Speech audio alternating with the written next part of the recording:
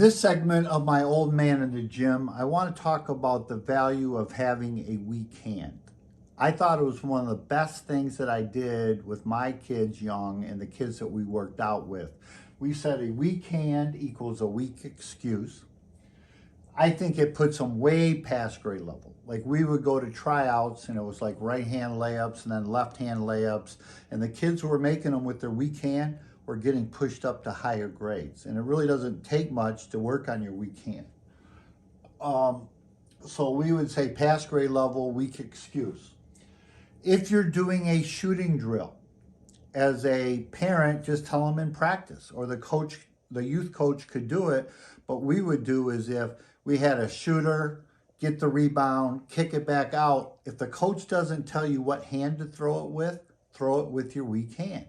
If you're a fourth grader, by the time you get to high school and you're pretty active in basketball, you might make 3, 4, 5,000 more weak-handed passes than somebody that doesn't do it.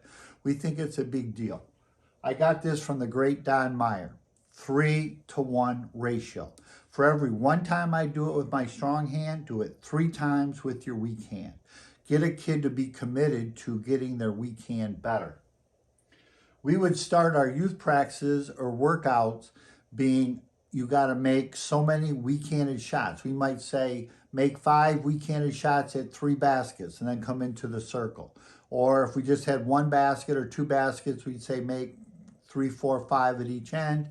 And if we had multiple grade levels, we would say make your grade level at each basket. So we'd have a 3rd grader in the gym competing against an 8th grader.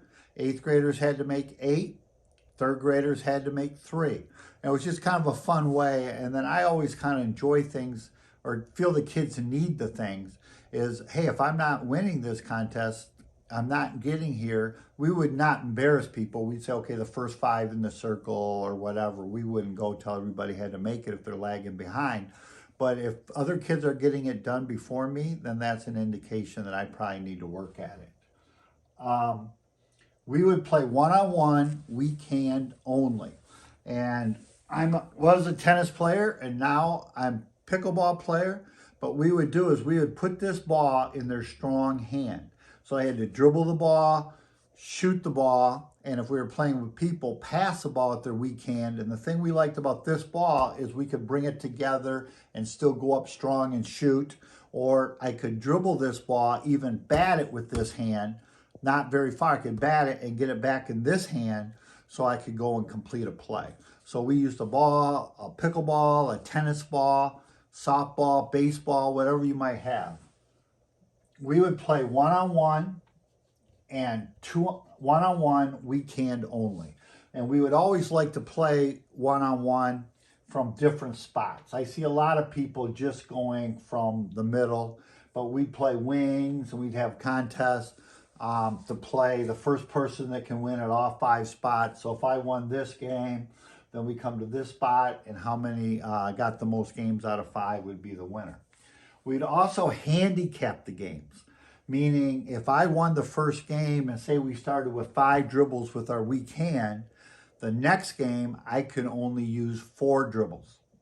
Somebody else won the next game, they'd be at 4, I'd be at 4.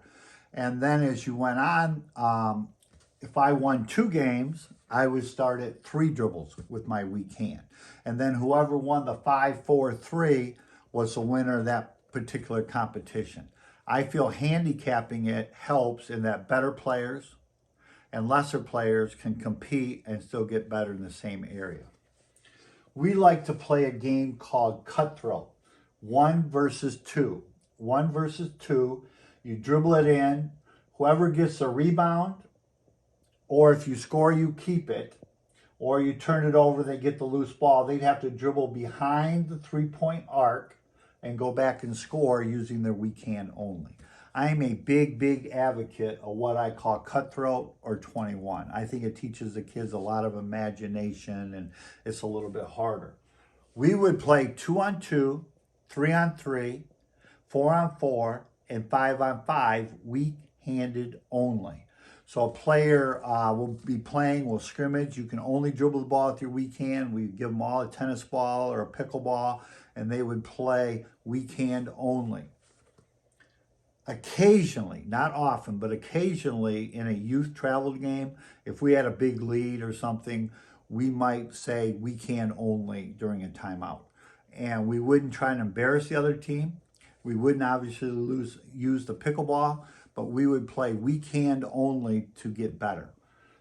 I'm convinced if you would ask your high school coach or some higher level coach or player, would you rather your athletes come to you with a great weak hand or learning a 1-3-1 zone or a out of bounds play? I believe this was the start